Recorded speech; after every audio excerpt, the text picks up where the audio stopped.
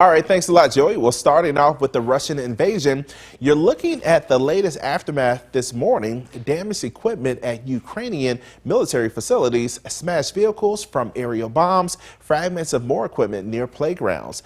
Reports of people fleeing as we're seeing more of the capital's infrastructure taken down.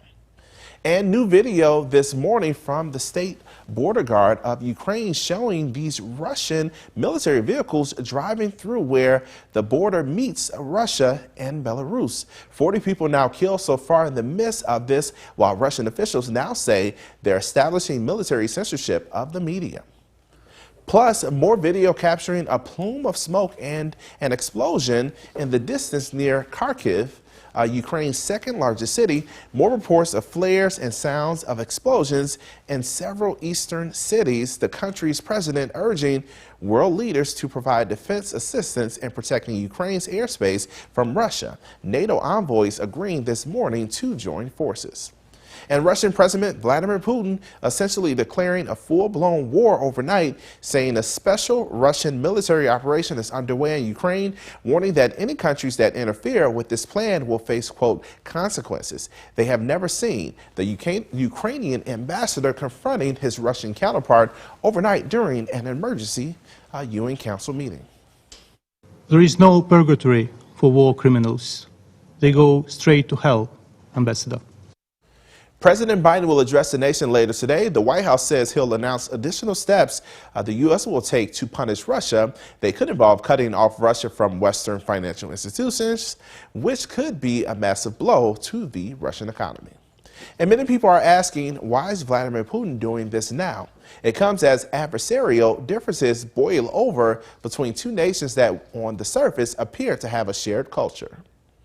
From 6,000 miles away, it can be difficult to understand the differences in Russian and Ukrainian cultural identities because the cultural similarities are visible.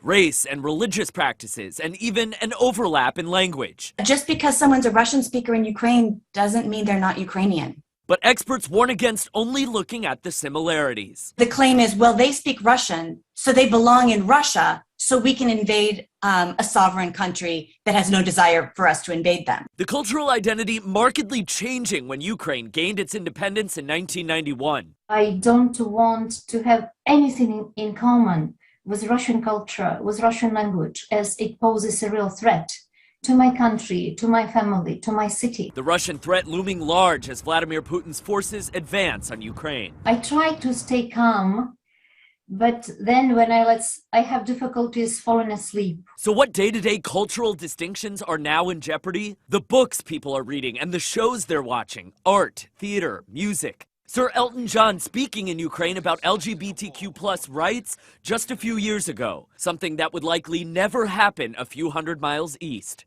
Russia's a place of unfreedom. You can't protest. You can't speak out against the government. For Ukraine, it's an entire civic identity at stake. What is the one thing you would want folks here to understand about what's happening over there?